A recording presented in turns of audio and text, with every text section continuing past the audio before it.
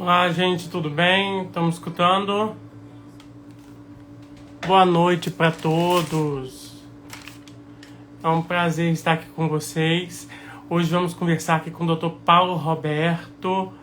Olá, Rosemir, Suzana, Maraísa, Eduarda, Bárbara, um beijo, meu amor. Deixa eu ver se o Dr. Paulo Roberto já está aqui.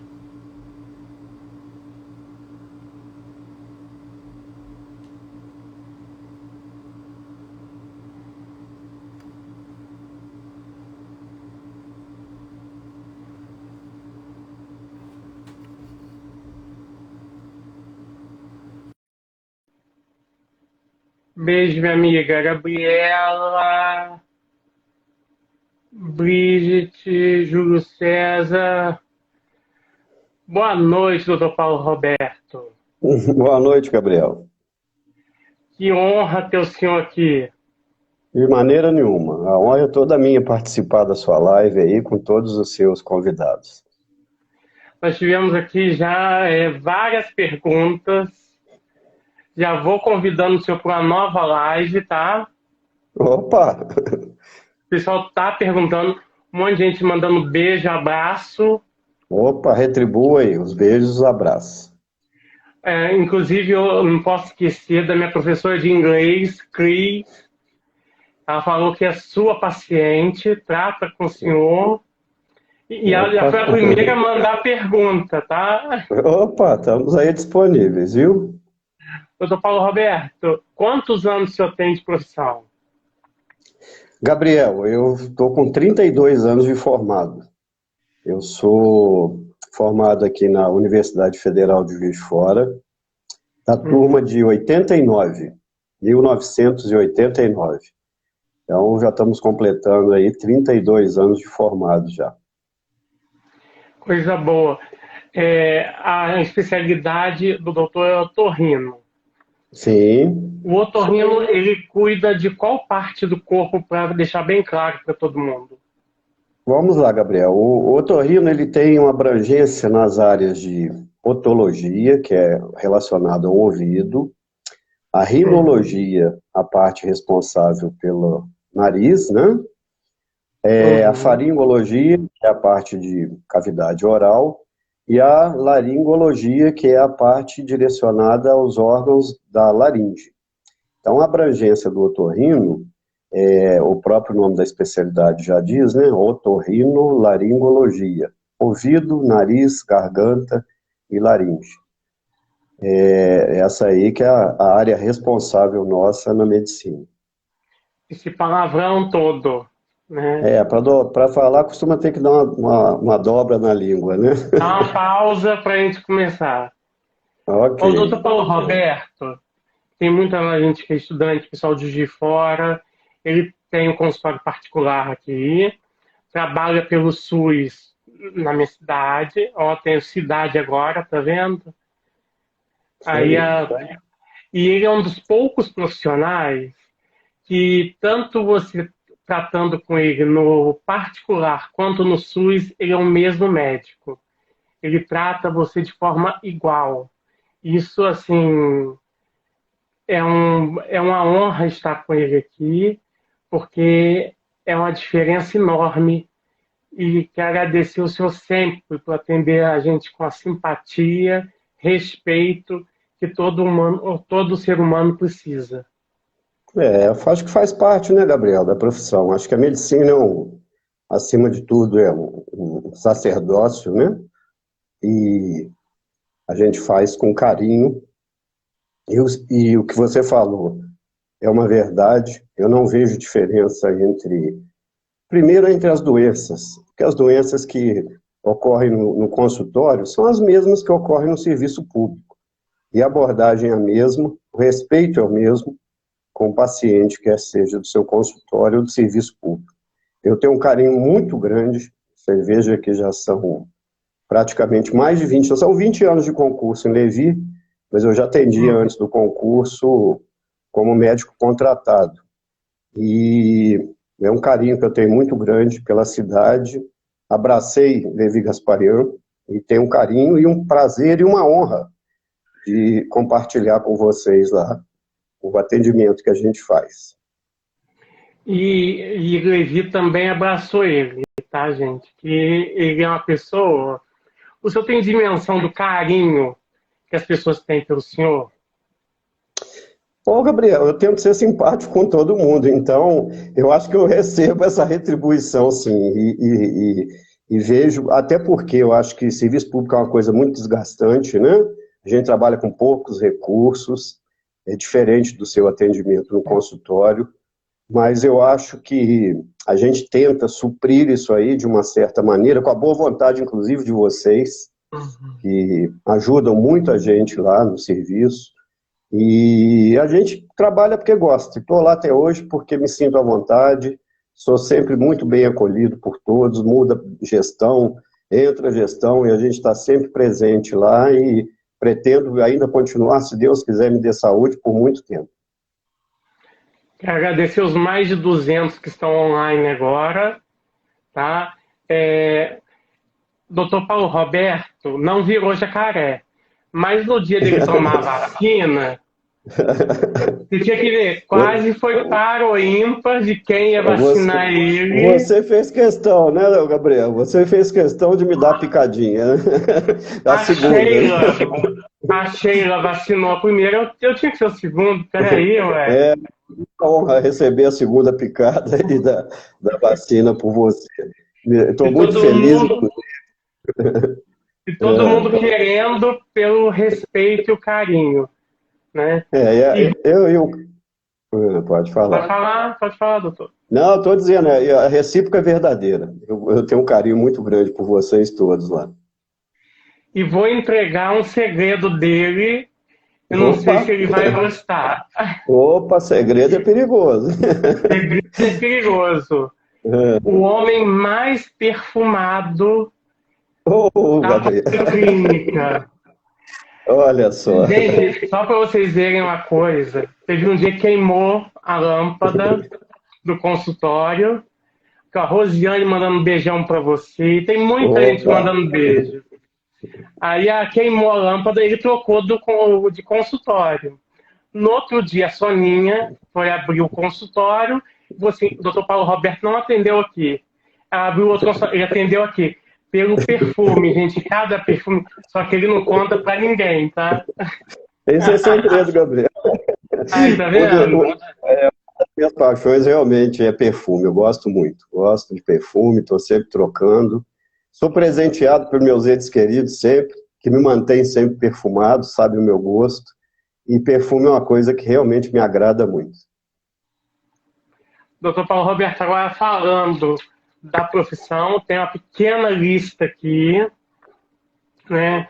Ali ontem, eu como professor de inglês, a Cris, beijo para você, Cris, ela começou a falar que isso chamou muita atenção dela, no bom sentido, sim, lógico, porque os professores estão usando muito isso daqui agora, fone de ouvido.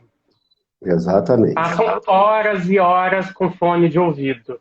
Quais os malefícios, doutor? Pois é, nós estamos aí com essa pandemia aí que mudou o hábito, né, geral de todo mundo. Os serviços passaram a ser feitos em casa, né, de casa. As aulas passaram a ter essa coisa de serem online também. Então, a incidência ou a frequência do uso do fone de ouvido passou a ser uma coisa bem rotineira. E a gente sabe que o ouvido da gente é muito sensível à exposição de som.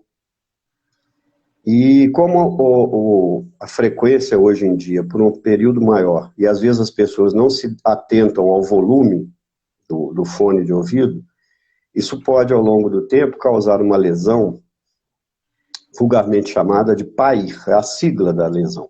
PAIR é a sigla da perda auditiva induzida pelo ruído. Então, o hábito frequente de fone de ouvido, ele pode provocar uma lesão que geralmente é de caráter irreversível, quer dizer, lesou, a pessoa tem aquela perda definitiva. Então, a gente, quando tem oportunidade de lidar com algum profissional que está exercendo atividade de home office, ou então professor, ou mesmo essa faixa etária de alunos que passaram a ter aula praticamente online, não tem aula presencial mais, e fora isso, no horário de lazer, que as pessoas às vezes abusam um pouquinho do fone de ouvido para ouvir música, ou ver filme, alguma coisa, acaba ao longo do tempo, Gabriel, provocando essa lesão, que é uma coisa que realmente deveria ser um alerta geral, e a gente não vê isso, a gente vê mais direcionado à área profissional, ambientes que são ruidosos, existe até legislação própria que fazem com que as pessoas usem fone, a proteção auditiva, né? E a fiscalização até é bem rigorosa. Mas fora isso, a gente não vê esse alerta nas pessoas de uma faixa etária menor. Agora, com esse 1 ano e meio praticamente de uso constante de fone, um alerta para que as pessoas se atentem a isso. Mas ela deve ter comentado com você, porque ela deve estar dando aula online e passou a usar com mais frequência o fone de ouvido. Então, o nosso alerta fica com relação a isso. Que os pais policiem os filhos, que não permaneçam por um tempo prolongado com fone e num volume que se torne suportável. Isso aí a gente só vai conseguir detectar essa lesão, Gabriel, depois de um certo tempo, hoje em dia, baixando muito a faixa etária, uma faixa etária muito precoce, coisa que a gente só tinha antigamente em pessoas mais idosas, né, pela própria idade, mas a gente tem detectado perdas auditivas cada vez numa faixa etária mais precoce. Então, o alerta que a gente faz é só mesmo com relação ao abuso, né, do tempo de uso e no volume que a pessoa, às vezes, não se atenta para isso. Uma curiosidade que me deu aqui, você falou a questão do volume, né, e o tempo. Sim, Mas sim. nós temos dois tipos de fone, aquele que é tipo um arco e esse que Isso. introduz dentro da Isso. cavidade. Sim, o Eles são as plugzinho que a mesmas gente fala. coisas ou não? Tem diferença, sim. O plug, ele leva o som direto ao seu ouvido interno. O fone, aquele que é tipo uma concha, ele distribui um pouco melhor o som. Mas aí tem um detalhe, é o volume que você vai usar. Isso. Esse distribui um pouco mais, isso aí. Esse aí distribui um pouco mais o som e é menos danoso. Agora depende do volume que você vai estar com ele. Se você tiver com volume alto, ele também vai ser prejudicial ao longo do tempo. Infelizmente. Mas são coisas que a gente tem que se atentar e quem passa a ter conhecimento disso, difundir a ideia, porque eu acho que a coisa melhor, maravilhosa, é isso que você está fazendo aí agora. Levantando o assunto e pessoas que estão te seguindo. De uma certa maneira, a gente está prestando uma informação, né? E, gente, quem quiser pode fazer pergunta aqui. Quando faz a pergunta, tá, doutor, na tela, eu identifico quem é. E quando manda no privado, eu não identifico, porque às vezes é alguma coisa particular, a pessoa não quer citar, tá? Sem problema. Uma pessoa está falando comigo que usa remédio direto para nariz. Qual o malefício que ele tem em usar direto? Ô, Gabriel, essa live tá chique, hein? Essa live sua tá chique, só pergunta boa, hein? Só pergunta bacana, tá chique, só coisa boa. O pessoal Olha, Gabriel. aqui animado. Rapaz, no nível, hein? Vamos lá. Ô, Gabriel, outra briga de nós otorrinos é com relação a essa coisa do remedinho de nariz. Vamos lá. Existem vários medicamentos que podem ser usados no nariz, mas a grande maioria que faz uso constante e acha-se viciado, que na verdade não existe vício de remédio de nariz, isso é um hábito, mas o hábito é diferente de vício. O hábito você pode simplesmente mudá-lo. O vício já é mais difícil. Então, o hábito constante de remédio descongestionante são drogas, deixa eu me fazer entender aqui, porque nem todo mundo é da área médica. São drogas vasoconstritoras. O que significa isso? Você, quando instila uma droga vasoconstritora na cavidade nasal, ela vai diminuir o volume das artérias que irrigam o nariz. Isso vai dar um certo conforto, quando você pinga, instila a medicação, porque ela vai diminuir o volume de uma estrutura que a gente tem dentro do nariz, chamada corneto. Então, quando você pinga ou instila uma gotinha dessa, ele faz um mecanismo de vasoconstrição e te dá uma certa sensação de respirar melhor. Só que existe um problema. Além da lesão local que você está fazendo, na própria mucosa nasal, o fato de instilar essas gotas faz com que você degluta, engula, vai engolir isso. Ela vai para o estômago, é absorvida, como se você estivesse tomando essa medicação na forma oral. Ela absorve e vai exercer esse efeito vasoconstritor à distância. Então, órgãos importantes na gente, como os rins, as próprias coronárias, que são as artérias que irrigam o nosso músculo cardíaco, a nossa retina, o olho que está muito próximo ali da cavidade nasal, vão ao longo do tempo sofrendo danos, não só o nariz. E a pessoa que usa esse tipo de medicação, ela vai desenvolver também, ao longo do tempo, uma coisa chamada rinite medicamentosa. Ou seja, vai criar um processo inflamatório no nariz em decorrência do uso dessas medicações. Infelizmente, essas medicações são vendidas em qualquer farmácia que você vá, por um preço muito baixo, e às vezes até em promoção, você leva 3 a preço de uma coisa bem irrisória. E isso facilita muito o uso dessas medicações. Então a pessoa usa como se fosse, como é vendido em farmácia, teoricamente é uma coisa que não iria te causar um problema mais sério. Só que isso, ao longo do tempo, realmente vai repercutir num problema tanto local, na cavidade nasal, quanto sistêmica. Então, são medicamentos que deveriam ter uma certa restrição à venda e ao uso, mas que, infelizmente, a gente não vê isso. A gente vê uma liberdade muito grande de aquisição dessas medicações, e as pessoas, às vezes, usam isso como se achassem que não fosse causar nenhum efeito colateral ou algum tipo de dano ao organismo. Mas são drogas, Gabriel, bem prejudiciais, e a gente, na medida do possível, tenta esclarecer, tenta modificar esse hábito, que, na verdade, passa a se tornar uma coisa de motivo, às vezes, de pânico. A pessoa, às vezes, não sai de casa sem estar com um vidrinho de um remédio desse no bolso ou na bolsa, espalha no ambiente de trabalho. E uma dependência psicológica, não?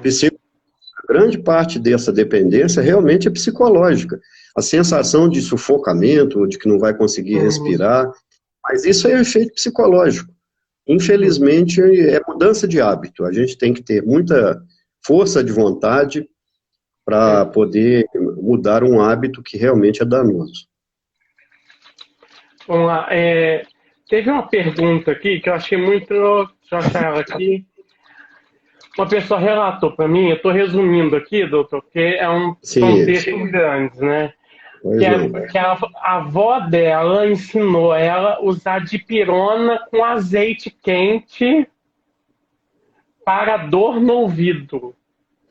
Isso aí são coisas de antigamente, né? A gente hoje em dia quase não tem mais. Antigamente era o famoso azeite morno pingado no ouvido, coisa das avós da gente. Isso não tem finalidade nenhuma. O fato de pingar o azeite morno é o seguinte: hoje em dia a gente até recomenda e vê pessoas, né, de uma faixa etária mais, não é contemporâneo das avós, vamos dizer assim, que usam compressa quente local para amenizar a dor e o processo inflamatório. Isso é positivo, calor sempre foi auxiliar, né? Compressas quentes, mornas, para auxiliar qualquer tipo de processo inflamatório. Mas essa coisa de pingar ou instilar alguma coisa, um líquido quente, alguma coisa no ouvido, é danoso, inclusive, pode trazer um prejuízo muito grande. A membrana timpânica da gente, ela é muito delgada, é uma coisa muito delicada. Se você pinga um líquido quente no ouvido, você corre o risco de fazer uma lesão. Então, são coisas que são de antigamente, vamos dizer assim, mas que não devem ser feitas, sabe? E o uso da dipirona tópica não tem valor nenhum. A dipirona é para ser usada por via sistêmica, não, tópica não tem indicação nenhuma, né? Então é uma coisa que a avó dela passou, mas que a gente não recomenda. É quem disse. Tem uma pessoa aqui que está falando que quando ele está malhando, ele tem a sensação de estar respirando pelo ouvido. É normal? Não é, dizer que isso que acontece com ele pode acontecer com qualquer um de nós, às vezes momentaneamente, ou às vezes por períodos maiores. O que acontece? Nós temos um canalzinho que sai de dentro do ouvido, lá atrás na garganta, chamada tuba auditiva. A tuba auditiva, a finalidade dela é regular a pressão do nosso ouvido e deixar escoar o líquido que a mucosa interna do ouvido produz. Pessoas que às vezes têm, por exemplo, uma perda de peso muito acentuada, e acredito que o esforço físico, da atividade física, tem nitidamente a percepção, quando ele respira, que ele ouve o barulho do ar passando ali pela tuba auditiva. Isso é uma coisa momentânea. Se for relacionado a uma perda de peso recente, por exemplo, às vezes ele perdeu peso, uma quantidade, vamos dizer assim, de peso relativamente grande, esse esfíncter que regula a tuba auditiva leva um tempo até se adaptar novamente. E existem outras coisas também, por exemplo, relacionadas a processos alérgicos, que fazem mecanismos de obstrução dessa tuba auditiva, que é esse canalzinho, que dão nitidamente sensação de pressão no ouvido, às vezes a percepção do barulho do ar passando pela cavidade nasal. Mas geralmente isso aí é transitório, e ele relatou até que só sente isso quando faz algum esforço físico ou quando está malhando. Provavelmente tem relação realmente só com esforço físico mesmo, viu? Mas é coisa tranquila, isso aí normalmente desaparece com o tempo espontaneamente. Doutor, outra pergunta. Qual o jeito certo de tirar cera do ouvido? Poxa vida, aí que está o grande problema, né? Bom, a cera, a gente produz ela como mecanismo de proteção do nosso ouvido. Proteção, não é uma sujeira, vamos dizer assim, que a maioria das pessoas acha. É uma substância cerosa, né, com aspecto ceroso, que as glândulas produzem como mecanismo de proteção. O que a gente vê erroneamente, né, isso é coisa que grande parte da maioria das pessoas fazem, quando é o cotonete, menos mal, mas ele pode ser prejudicial também. É a introdução de certos objetos no ouvido. Cotonete, grampo de cabelo, cabo de pente. Eu vou te contar aqui o que eu já ouvi já dentro no consultório. Cabo de pente, palito, chave, tampa de caneta Bic, aquela antiga caneta Bic. Eu sempre vi alguém fazendo isso. Palito de fósforo, palito de dente mesmo, qualquer objeto pontiagudo que a pessoa possa tentar introduzir no conduto para remoção de cera é altamente prejudicial. Você pode fazer tanto uma lesão externa na pele do conduto, que é o canalzinho que a gente tem aí no ouvido, quanto na sua membrana timpânica, que é uma coisa muito sensível, como eu disse, é muito delgada. A membrana timpânica da gente, ela corresponde mais ou menos à espessura, quem conhece sabe, vê uma folha de papel de seda. É mais ou menos a espessura. É uma coisa muito delgada, muito sensível, e que qualquer toque, você pode provocar uma ruptura dessa membrana e te causar um problema, inclusive, auditivo. Então, Limpeza de ouvido, Gabriel, só com pessoa realmente especializada. A gente vê até que algumas farmácias se propõem a isso, mas a gente mesmo já pegou muito paciente com membrana timpânica ou com algum trauma no conduto auditivo por fazer esse tipo de procedimento em farmácia. Então a gente não recomenda. Vamos passar para outra pergunta, então. Pois não. Deixa eu ver aqui. Essa muito me interessa porque acontece comigo. Meu nariz sangra com frequência. O que posso fazer para evitar? Evitar nada, infelizmente. Isso aí são pessoas que têm uma propensão muito grande, às vezes, a sangramento nasal. Geralmente relacionados a algumas patologias. Em criança, isso é um sangramento, às vezes, espontâneo, relacionado geralmente a processo alérgico. Crianças que têm rinite alérgica têm uma propensão muito grande a sangramento espontâneo. Às vezes trauma local, criança também é muito comum, levar dedinho no nariz e acaba machucando. E a mucosa nasal ela é muito vascularizada, ela tem uma vascularização muito grande. No adulto, a gente tem outras causas, por exemplo, a própria rinite alérgica, que também é causadora de sangramento espontâneo, hipertensão arterial, às vezes uma pessoa com pico hipertensivo pode romper um vasinho desse e provocar um sangramento.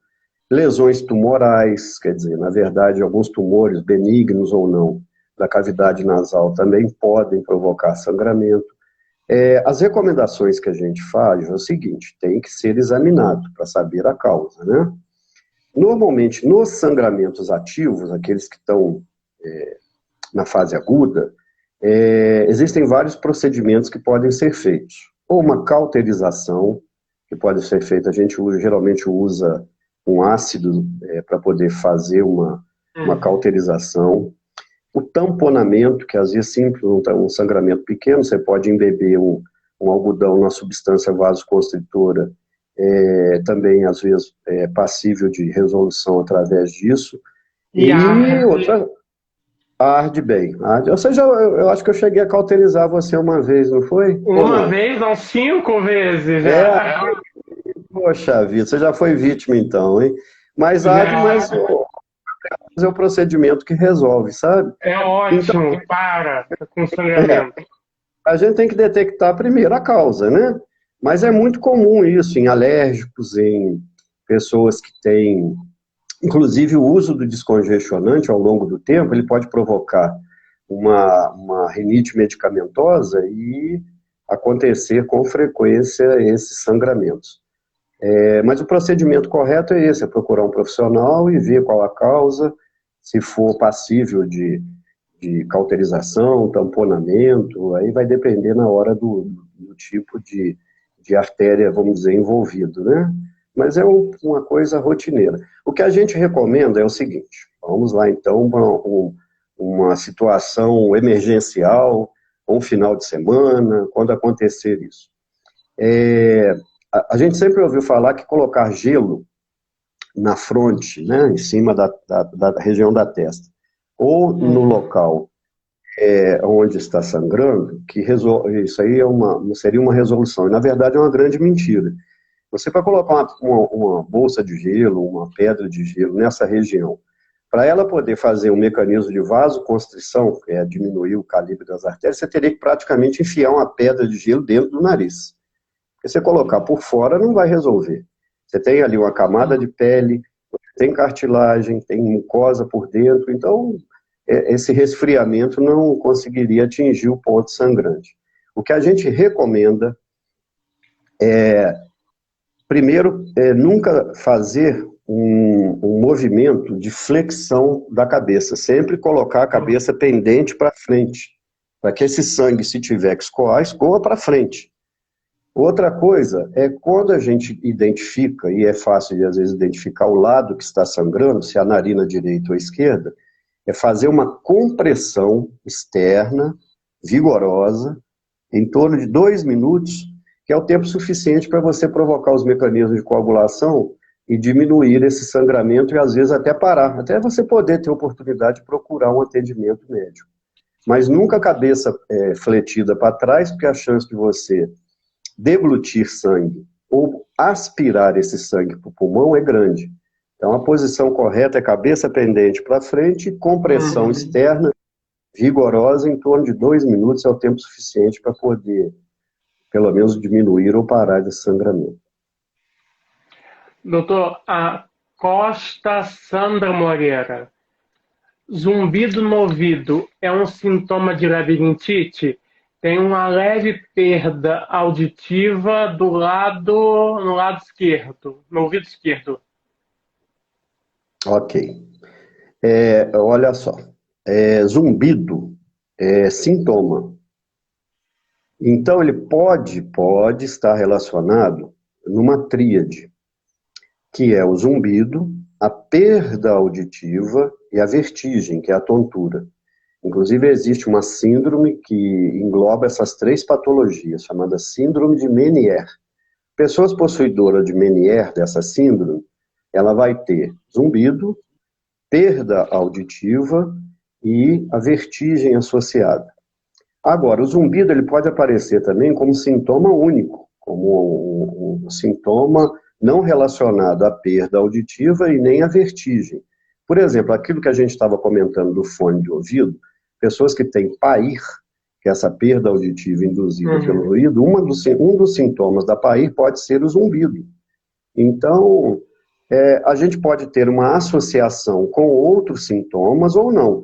Agora, necessariamente, quem tem zumbido, obrigatoriamente, vai ter sintoma relacionado à perda de equilíbrio, que seria a vertigem, ou a perda auditiva. Então, você pode ter ele associado a outros sintomas, ou pode ter ele como um sintoma isolado.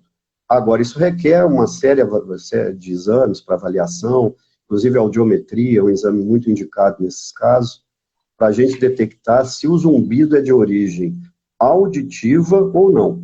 Porque existe uma série de doenças que podem desencadear o zumbido, inclusive pacientes diabéticos, com algum problema relacionado à parte neurológica, sintomas de origem vascular, pessoas que têm, por exemplo, alteração com placas de ateroma na carótida, que é a artéria que acaba irrigando parte do ouvido. Então, você veja bem, zumbido, ele solto, é um sintoma muito inespecífico, apesar de estar relacionado ao órgão auditivo. Mas todo zumbido tem que ser avaliado. A Mary Santos, tia Mary, um beijo. Ela perguntando aqui que ela tem notado que ela está ouvindo, mas que ela não entende, não está compreendendo as palavras. Isso é um fator da idade? Olha só, então vamos lá. A nossa audição ela é bem complexa. A gente costuma sempre diferenciar uma coisa da outra. Ouvir é uma coisa, entender é outra completamente diferente. São processamentos distintos. Então você pode tanto ter uma queda auditiva, ou pode ter uma queda no processamento auditivo. Seria basicamente o entendimento. Ou você tem um deles, vão se manifestar, ou pode ter os dois. Geralmente, o déficit de entendimento ele está muito relacionado com uma coisa chamada presbiacusia. O que é a presbiacusia? É o desgaste natural que nós vamos tendo com o passar dos anos. Não chamaria nem isso de velhice, porque ele pode apresentar até de maneira precoce em pessoas jovens. Mas o distúrbio de discriminação, que é o entendimento, geralmente apresenta, ou vai se manifestar, geralmente a partir da quarta década em diante. A gente começa a ter um déficit, uma diminuição realmente no entendimento, que pode ou não estar relacionado com a perda auditiva. Normalmente, os dois vão mais ou menos sofrendo um rebaixamento, não vou dizer por igual, mas perceptível geralmente com o desgaste natural da idade. Não sei se eu me Doutor, fiz em... fez entender sim. Teve uma mãe aqui que relatou, eu fiz alguns resumos, porque senão ia ficar muito extenso. Ela falou que já levou a filha dela ao pediatra, mas o que chama a atenção dela é que a filha dela tem chorado muito e sempre coloca a mão aos ouvidos, né? Parece que Sim. alguma coisa está incomodando. Ela está pedindo um socorro. Vamos lá. Se ela puder me procurar, com certeza. Aí eu em Levi, ou em 3i, se eu puder, eu acho que é uma coisa passível até de exame, né? Exame que eu digo é examinar, olhar e ver o que pode estar acontecendo. Ô, Gabriel, criança, normalmente as crianças, inclusive, uma faixa etária bem de bebê, ou que ainda não saibam manifestar, né?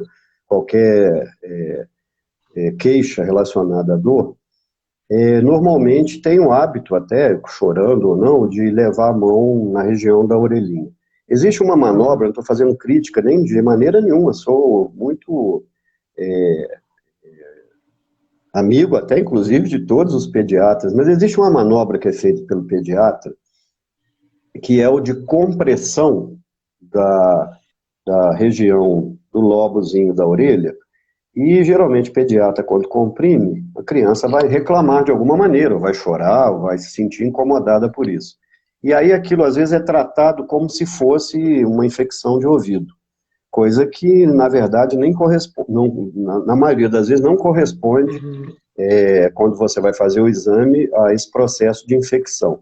Então, para essa mãe que nota que a criança está muito chorosa, levando a mão com frequência à orelhinha, seria interessante ser examinada, ou por um pediatra, ou por um otorrino, para diferenciar, inclusive, a possibilidade de uma infecção, uma otite externa, uma otite média. São diferentes tipos de infecção, inclusive com tratamento também diferenciado, que eu posso me colocar à disposição, ela precisando, eu estou sempre à disposição, aí em Levi ou lá em 3i, a gente pode prestar um atendimento à filhinha dela. A Costa, que fez a pergunta anterior, ela falou que já vai marcar uma consulta. A Poxa vida. Rosiane, a Rosiane Bittar, que é uma pessoa que você não deve Sim. conhecer muito, sabe? Sim, Conheço a não, gente quase conheço não não. conhece ela, Quase quase a não gente não conheço, gosta verdade. dela. Aí ela pegou e falou assim, Exatamente. que o senhor é o ídolo dela. Ela está aqui se derretendo pelo senhor, ó. Uma amiga de muitos anos, de longa data, pessoa que eu tenho um carinho especial por ela, pelos filhos, vi todos crescerem, falecido esposo, que era um amigo, né, a gente uma perda que nós tivemos recente, muito grande, e o que eu posso dizer para ela é o seguinte, mandar um beijo com a pessoa que eu tenho um carinho imenso, ela sabe disso. E um beijo para a Laura Edilinho também. Ela escreveu que eu te Aí, amo, ó. é uma amiga do coração, essa é do coração. Do coração mesmo, uma pessoa maravilhosa. Já vou cobrar minha ajuda, doutor Paulo Roberto. Já Pois, convidei ela para a live e ela está poxa fugindo, vida, hein? Eu quero hoje não, falar que de ela tem vacina com ela. E aí tem muita coisa boa para passar para a gente, com relação às vacinas, com relação à própria experiência administrativa que ela teve aí, como um complemento do trabalho que o Edílio fez, e ela seguiu de maneira nobre, e uma pessoa que eu acho que você vai ter um ganho muito grande aí, podendo trocar experiência com ela, não tenha dúvida disso. Eu sou pupilo dela, meu filho, sou cria Eu dela. sei disso, isso mesmo. Esse Beijo, Rô, continue. te amo também, tá? Aqui, o que fazer para prevenir otite?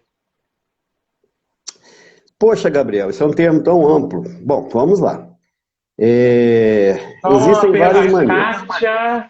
Kátia Silene Eduardo Ruse mandou um Essa aí que me abração fez. pro senhor. Essa aí também é outra que eu tenho um carinho muito grande. Tá Pessoa mandando. nota 10. Faz Desculpa parte da minha vida, interromper. inclusive. Faz Desculpa te parte da minha vida. interromper, doutor. Não, de jeito maneira. Faz parte da minha vida aí, que já trabalha com a gente há muitos anos, uma pessoa também que a gente tem um carinho muito grande. Bom, vamos lá. Prevenção de otite. Depende de qual otite. Se for otite externa, que é relacionada aos episódios de infecção na pele do conduto, geralmente o que a gente orienta é evitar contato com água, por exemplo. Piscina, praia, a própria água do banho, é bom que a pessoa evite esse contato para as otites externas. Agora, a otite média é uma coisa, Gabriel, que o que a gente recomenda? Pelo menos assim, num quadro gripal, num quadro de alergia, evitar que você faça a higiene nasal, suando o nariz, com as duas narinas ao mesmo tempo, não se deve fazer. Sempre ao ato de higienizar um lado de cada vez, não exercendo uma pressão muito grande, porque você acaba empurrando a secreção da cavidade nasal através da tuba auditiva, que foi aquele canalzinho que a gente comentou atrás aí, empurrar essa secreção para dentro do ouvido. Então, isso aí acaba propiciando ou facilitando a ocorrência das otites médias. Agora, existem infecções de ouvido que não são derivadas de nenhum desses fatores. Às vezes uma bactéria se aloja no seu organismo, cai na corrente sanguínea e vai se instalar na cavidade interna do ouvido. Para esse tipo de infecção, a gente não tem o que fazer, a não ser tratar depois de já diagnosticado. Mas, basicamente, para as pessoas que têm propensão à otite externa, evitar contato com água, né, no ouvido, e para as que têm frequência de otite média, evitar essa coisa da higienização muito vigorosa da cavidade nasal. Basicamente, seria isso aí. A Bebê Reis tá falando que a live tá ótima. Um abraço. Doutor, tem uma pessoa aqui que falou que está tomando um remédio de pressão, não sei se posso falar o nome ou não, e está deixando ele rouco com tosse seca. Isso é normal? Eu já posso até adiantar o que essa pessoa está tomando. Provavelmente é um beta-bloqueador. É muito comum, são vários medicamentos à base de beta-bloqueador, que algumas pessoas têm uma certa intolerância, provocam tosse seca, por um mecanismo de broncoconstrição, e isso pode atingir a laringe. Basicamente, ele deveria procurar o cardiologista que prescreveu essa medicina, relatar esses sintomas para que houvesse a troca por um outro grupo de antihipertensivo. Então, não adianta ele tratar o sintoma e manter a medicação cardiológica lá que está ocasionando esse efeito colateral. Então, ele deveria realmente procurar o cardiologista, relatar esses sintomas que ele vem tendo, para que fosse alterada essa medicação. Outra pessoa está falando aqui que às vezes ela tem tontura e a visão escurece. Na verdade, pessoas que têm vertigem podem ter sensação de escotoma visual, é o que a gente chama isso aí. O escotoma visual também é muito comum em quem tem enxaqueca, sensação de vagalumes, né? Ver várias. E relacionado ao quadro vertiginoso, por às vezes se tratar de um problema vascular, ter acometimento visual também. Seria até um pródromo, vamos dizer assim, quando a pessoa percebe que vai ter uma crise vertiginosa. Esses dois sintomas geralmente podem estar relacionados à mesma causa. Então, basicamente tratando aí o sintoma vertiginoso, essa sensação de turvação visual também pode desaparecer. A Reis que eu falei é a Rita, sua irmã, que está assistindo orgulhosa. Tá vendo? Você tá ganhando aí, vários seguidores aí, ó. Tá vendo? Um beijo, Rita.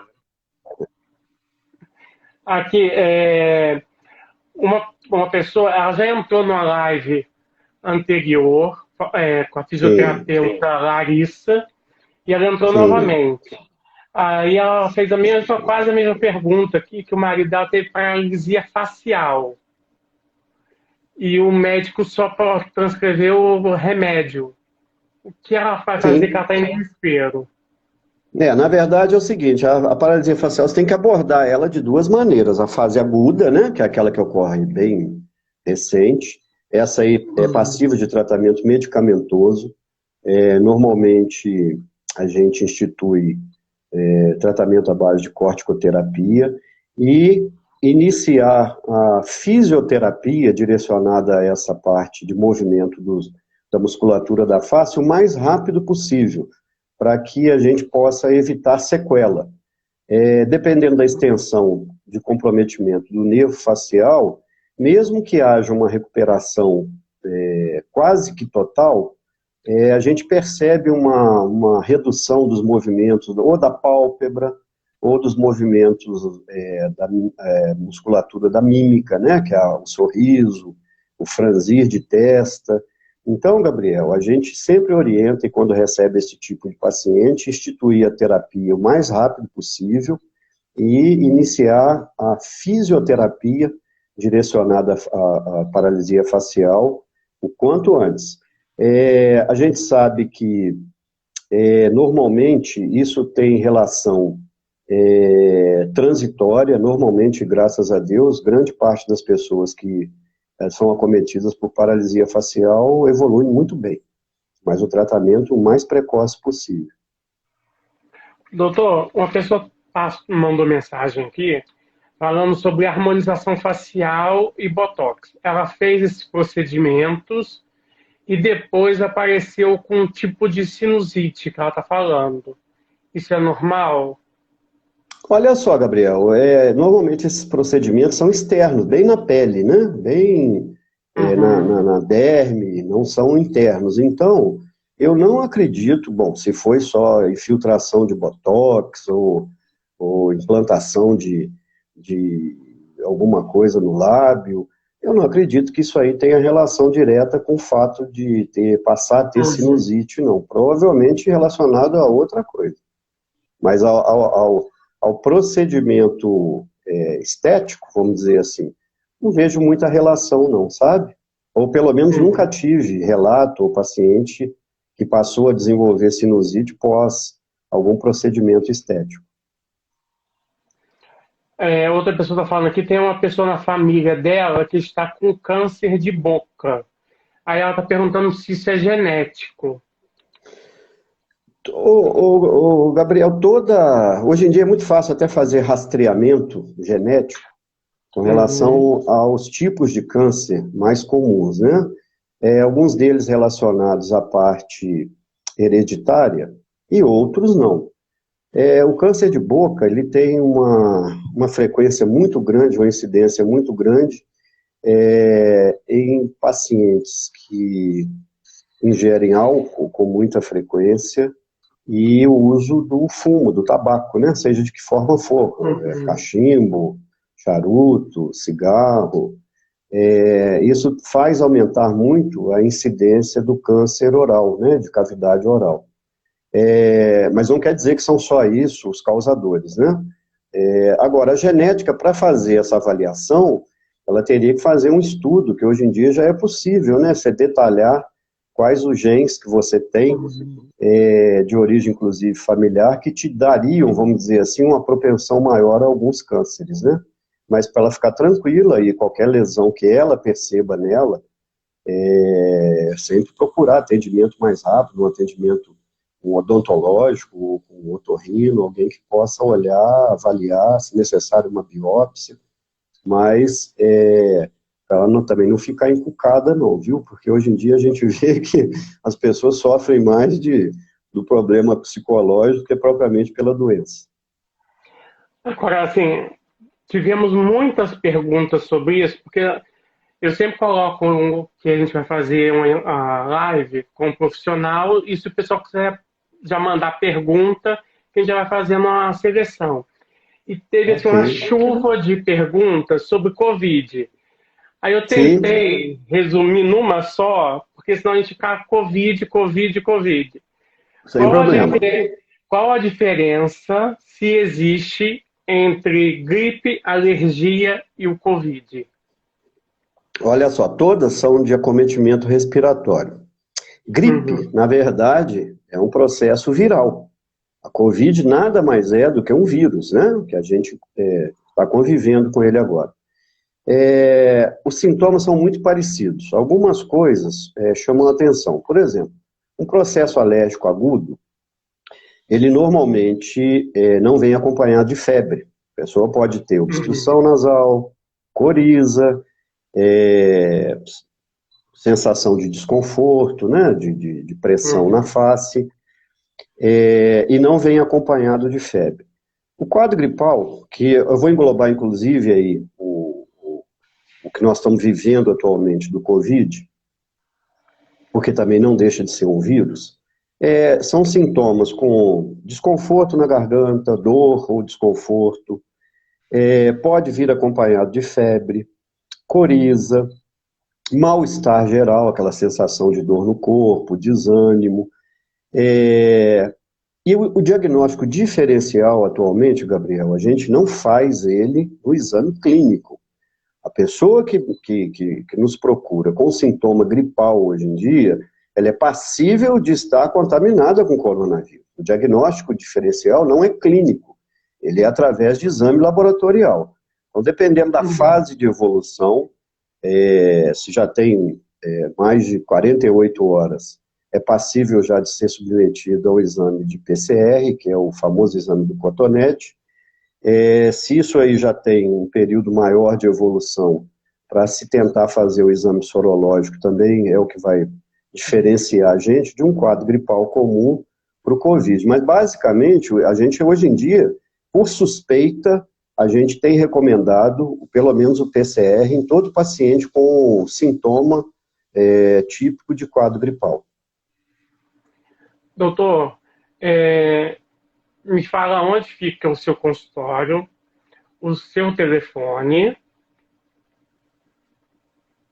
Pois não. Então, vamos lá. Meu consultório em Três Rios está localizado na rua 15 de novembro. Agora que ele começou a falar, travou aqui. Para vocês travaram também?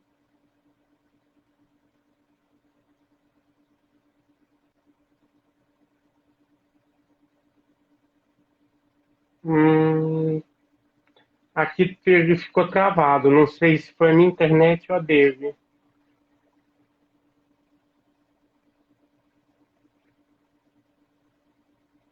Eu acho que ele caiu. Ou a internet dele caiu.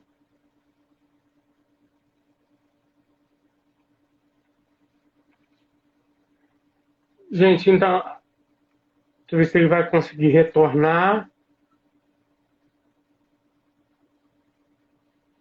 Travou, caiu. Dani, um beijo.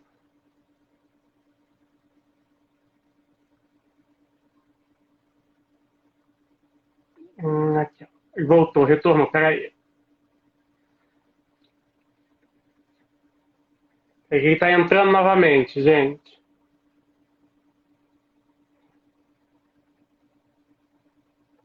Quero mandar um abraço pro pessoal do Laboratório Santa Isabel, Lorival, Rafael, Rosângela, Lisiane, todo mundo lá que trabalha com amor, carinho, né? Quer fazer seu exame, faça no Laboratório Santa Isabel. Também quero mandar um abraço pro pessoal da SAV. A SAV tem a melhor home care, UTI móvel. Eles trabalham com o maior carinho, sempre com atualização, capacitação dos profissionais, equipamentos de primeira linha. O pessoal da Savit também, um abraço. Thaís, doutora Ângela, doutor Carlos, todo mundo.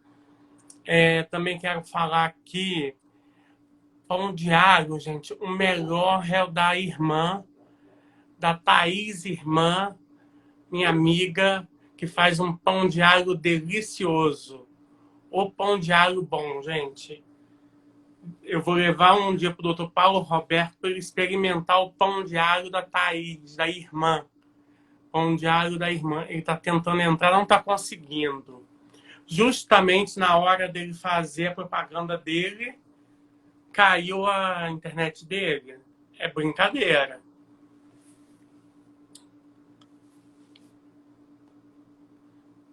Pronto.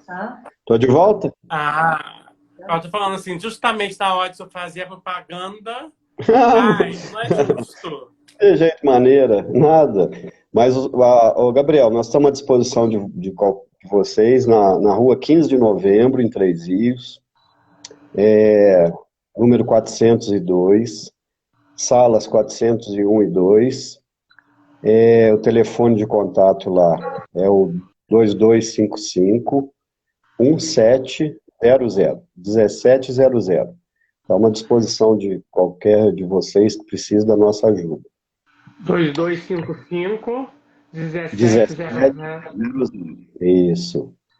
Eu, de qualquer maneira, já quero aqui antecipadamente agradecer o seu convite, me senti muito honrado em poder participar da sua live. Agradecer a minha irmã, que está lá em Barbacena, fez questão, minha sobrinha também, que moram lá, Roberta e Rita. Acredito que minha filha não tenha conseguido, por causa do fuso horário, está na Alemanha, em Hamburgo, mas recebeu o convite, né? Talvez ela não tenha conseguido em função do horário, que para ela são 5 horas a mais lá. A minha outra filha, Mariana, que também fez questão de me acompanhar, está sempre comigo aí. E mais uma vez agradecer a você essa oportunidade, que eu acho muito bacana e válida, sabe? De você levar conhecimento às pessoas, esclarecimento de dúvida, e me deixar sempre à disposição. Você sabe o carinho grande que eu tenho por você também.